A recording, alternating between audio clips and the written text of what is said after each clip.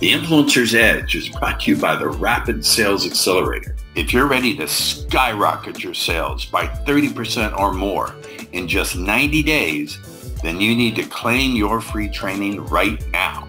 You'll learn 4 words that will compel your prospects to trust you like they were children within the first 3 to 5 minutes of any conversation across any platform and any medium. You'll learn how to give your prospects objection amnesia, to crush objections like, I need to talk to my spouse, or I need more time to think it over, or it's too expensive. If you'd like to claim your free training now, go to www.paulrossbook.com. Do it before your competition does it now. Welcome to the Influencer's Edge. This is the place where you come to get the latest breakthroughs, cutting-edge insights, tools, and techniques to leapfrog over the pack in sales, persuasion, and influence. Be sure you visit our website at www.theinfluencersedge.com. And while you're there, subscribe to us via your favorite network. Now sit back, tune in, and enjoy today's episode. Okay, welcome to the Influencers. And welcome. See, this is live and unedited, folks. Welcome to the Influencer's Edge. I am very excited today to have our guest, Dawson, because Dawn, and I'm going to sneeze, ladies and gentlemen. We don't edit here unless I screw up badly. Dawn and I had a brief green room conversation about the topic we're going to be discussing. As a hypnotist, the whole idea of changing beliefs on the subconscious level is of great passion and interest to me, and Dawn is an expert at that. So Dawn, welcome to the show. Thank you. Thanks, Paul. Happy to be here. And let me just briefly go through your biography. So Dawn is a subconscious thought leader, certified subconscious mindset success coach with 20 years experience, and founder of Mind Success, creator of the Set It and Forget It method. All right, right there, I have to stop you because this already appears to be contrarian to what everyone teaches, which is write down your goal, put it on a vision board, focus on it morning, noon, and night. The whole idea of set it and forget it, I want to unpack that because it seems to be contrary to common advice. Yes. And with everything that you just said about write down your goal and focus on it, that kind of thing, I mean, that's part of manifestation. So I am in support of manifestation. What I do is more about the self-sabotage, the limiting beliefs that are blocking the ability to bring forth your manifestation through some tools and skills that are out there for people. For instance, I was working with somebody who had a big goal around a startup, and it had to do with sustainability. And she was working in the space for 5 years, Paul, 5 years. And she didn't get any funding after going to many funders and angel investors. She was in Silicon Valley. That's where I lived for a while.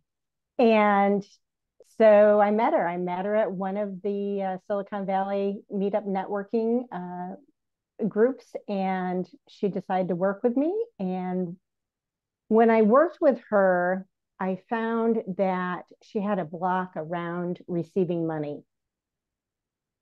And so what I did is that I noticed that it happened. I think she was 4 or 5 years old. There was an experience that took place. And so I unpacked it, as you say, around meaning. So everything in the subconscious is based on meaning, which is based on an experience that happened usually when you were young. Yeah.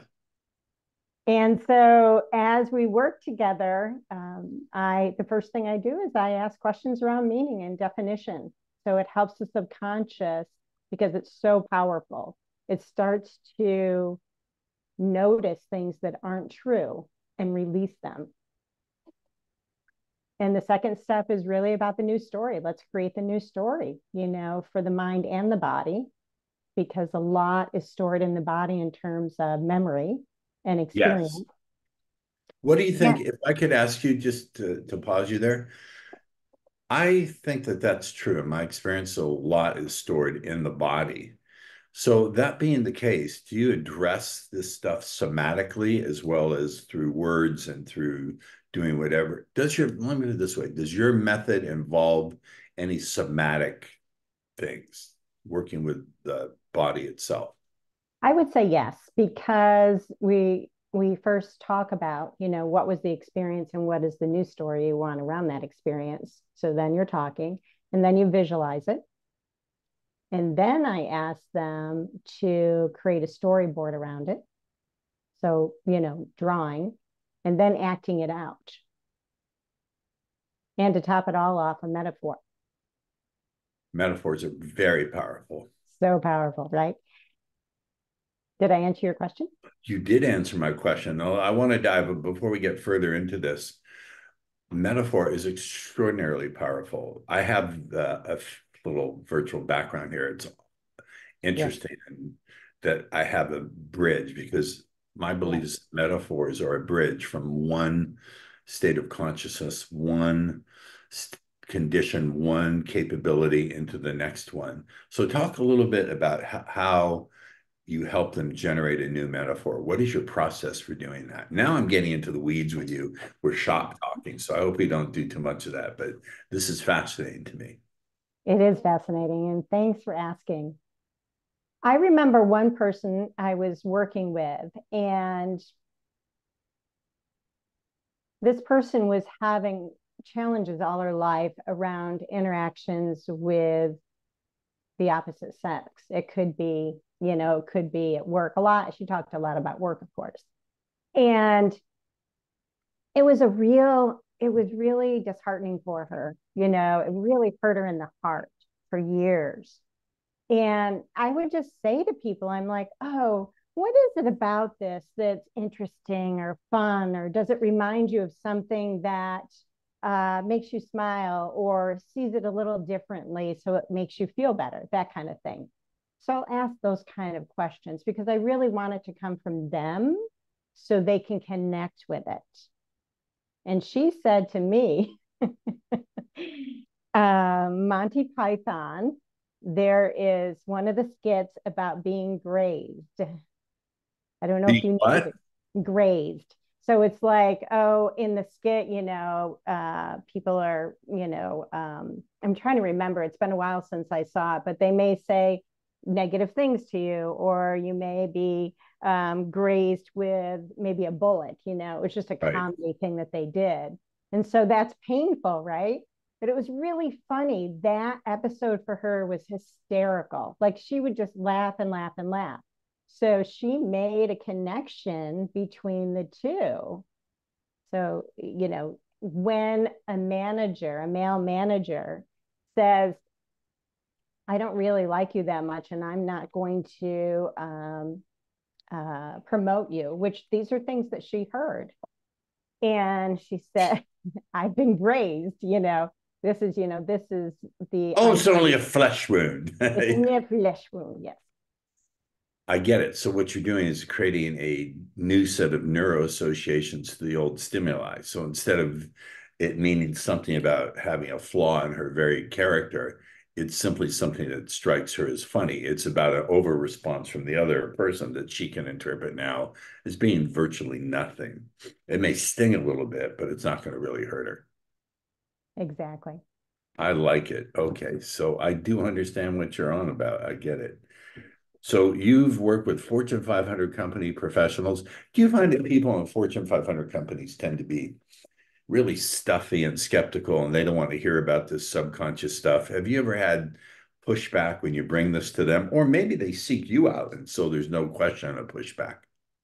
Good question, Paul. So either way, I've had both. And fortunately, the people that I've talked to at the Fortune 500 companies that work at those companies, either yes, they've sought me out or I've reached out. It could have been through LinkedIn, or maybe I met them in person or somebody referred them. And responses could be, oh, I'm interested. Oh, I could use that. Because what I say is I help business professionals align their subconscious with their goals and vision. And that catches their attention. They're interested. Okay. And yeah, so not a lot of pushback. All right. Yeah. Subconscious update LinkedIn live host. Wow. So you are the subconscious update LinkedIn live host, transformational workshop creator, facilitator, and you believe that everyone has much greater potential than their old subconscious programming allows. This is interesting. At age 7, you committed to finding a solution to the Groundhog's Day of recurring struggles so that humanity can find balance and thrive. At 7 years old, a lot of girls are playing with their Barbies and dreaming of being princesses. So, how in the world, at the tender age at 7, did this all occur? Well, I lived in a family and a community that was dysfunctional, like many. And I Join the noticed club. it. Join the club. I noticed it at a young age. I'm an empath. I didn't know any of this until I was older. And I didn't say, oh, I'm going to help humanity with the Groundhog's Day. I'm just like, oh, it's age 7. I'm like watching people that I love or friends, that I care about behave in a way that was dysfunctional. And at times they would say, gosh, I wish I didn't say that or do that. And they really wanted to change their behavior. However, it continued to happen over the days, over the weeks, over the years. And noticing this, I could really, I could feel it in the heart, the sadness that they were feeling. And for myself, right? I noticed it for myself, little bits and pieces that I was doing a little bit of that myself.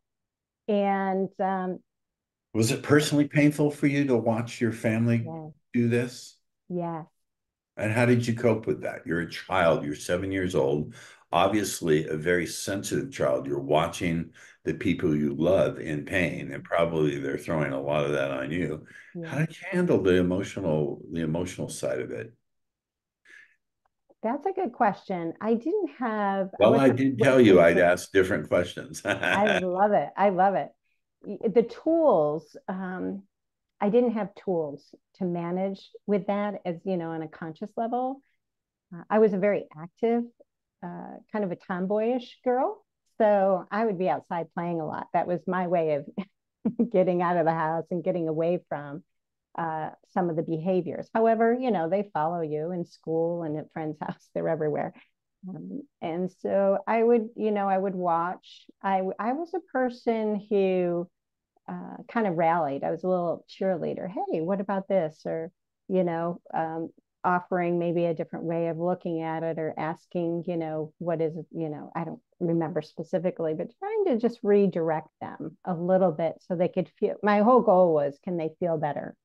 In a And ultimately, sense, in a sense, to put you on my psychiatrist couch, you had to be pretty grown up. You had to be the adult in the room at the age of mm-hmm. 7, Yeah. which does that ever make you sad I when you used look to. back at I've it? had a lot of work. I've done a lot of mental, emotional work. But yes, it's We tough have to to be having all. to. I don't know. It was about being sad about being a grown up. It's just the emotions because I was so sensitive to people's energies. They're kind of stuck in my being.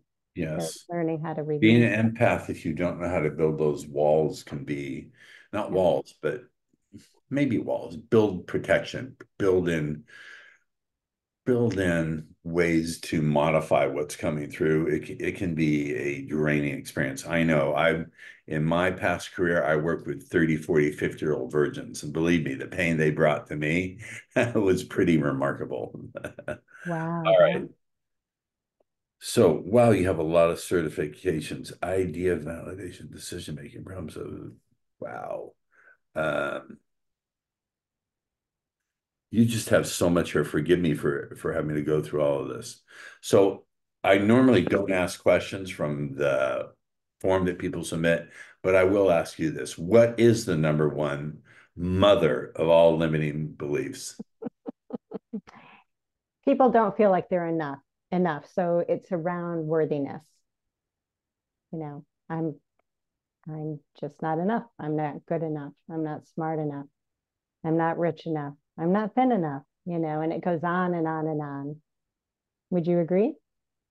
I would not only agree, I would say we live in a culture where people make tons of money reinforcing those beliefs. If people didn't have those beliefs, our capitalist society, as it's known today, at least the marketing and advertising industry, would collapse. I have a dear friend, Chase Hughes, who's just one of the most brilliant human beings I ever met. And he cited a book called Propaganda, written by Edward Bernays. I don't know if you're familiar with the book or not. Are you familiar with it? I have not read it. I have heard of it. Yes. He said in that book, the purpose of all marketing is to get people to compare themselves to each other, which is essentially make themselves feel unworthy and to make themselves feel inadequate.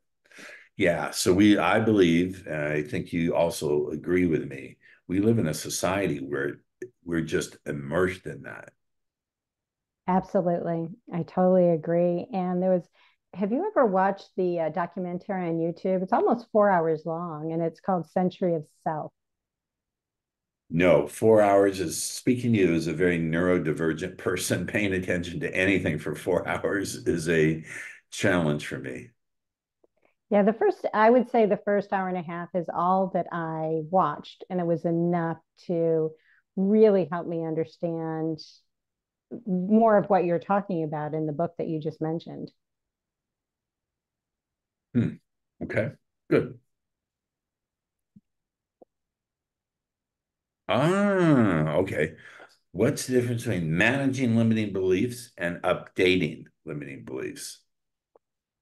Managing limiting beliefs is what most people do. So it is around habits, it's around using different tools. It could be the idea of repetition, affirmations, creating new habits.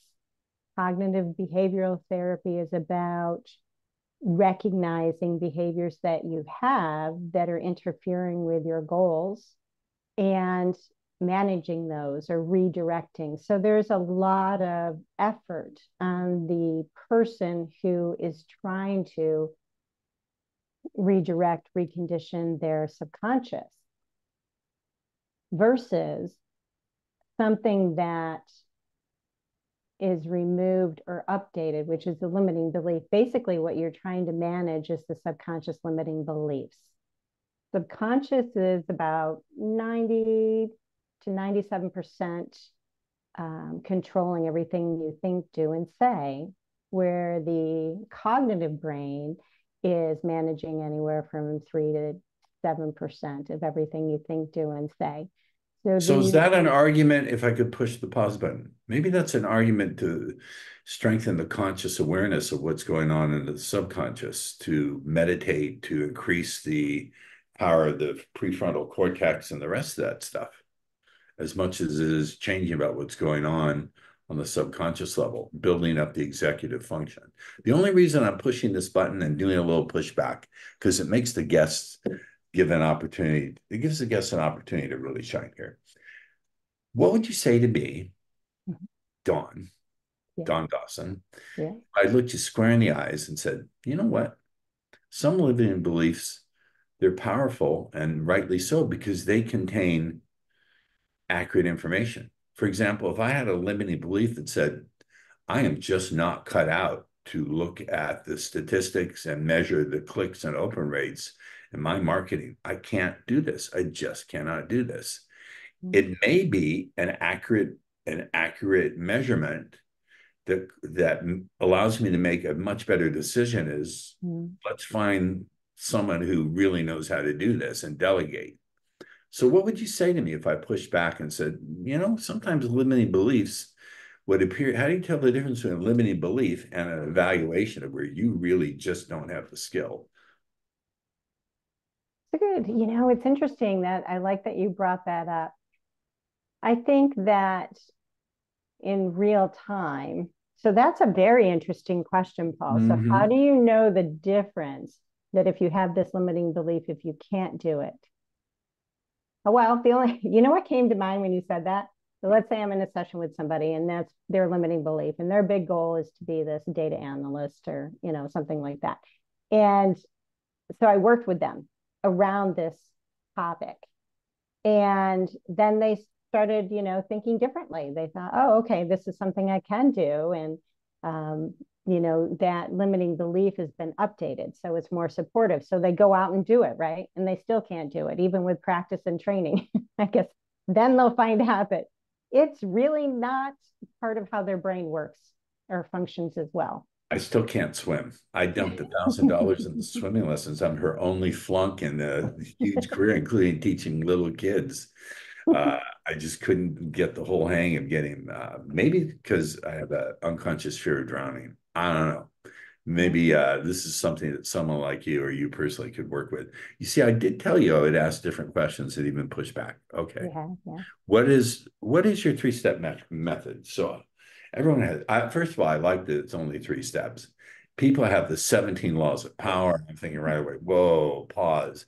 If there's 17, that's pretty inelegant. You need to go back and refine your effing formula. So how do the 3 steps work? I agree with you. I like to keep it short and sweet and effective. Keep it simple. The 3 steps are: first, it's about asking meaning and defining questions around the topic at hand. And that usually takes anywhere from 15 to 20 minutes or so within the session. Now, I do this within a session. This is not something that people do on their own. And after the session, I ask them not to think about the session anymore because the cognitive critical brain can get in the way of the subconscious processing. 100%.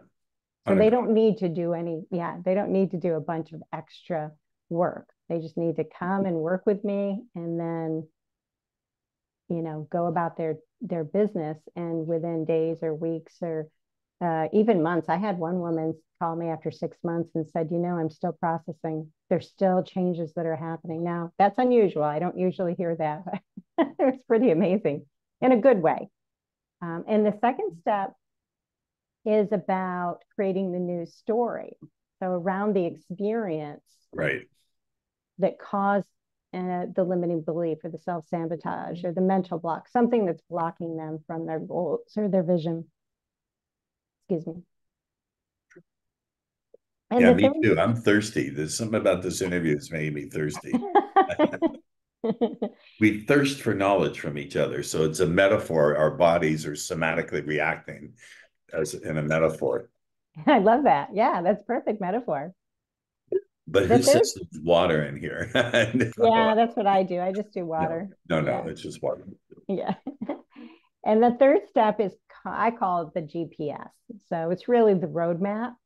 What I do is I talk to the subconscious and the superconscious. So during the time with my clients, I have learned about what is most important to them and the direction they want to go in their life. And that information is when I gather it and I use it in this step. And it's really simple. It's really effective. Basically I am talking to their superconscious and their subconscious, and I'm talking about recognizing where this block came from. And okay, pause. Yes. You said superconscious, which is something you have not introduced. You introduced a new term, and so we can't let you just drop that gold and get away with it. So unpack what you mean. And we only have a few minutes left, but I don't care. I want you to go through this. What do you mean? What do you, Don Dawson, mean about the superconscious mind? The superconscious is the universal mind. The universal mind is the most powerful. And so when you tap into it and when you direct it, it produces. Especially when it understands through like the 3-step process, the 2 first steps really teaches the superconscious or the universe what's been going on and what's not. Are you talking about a transactional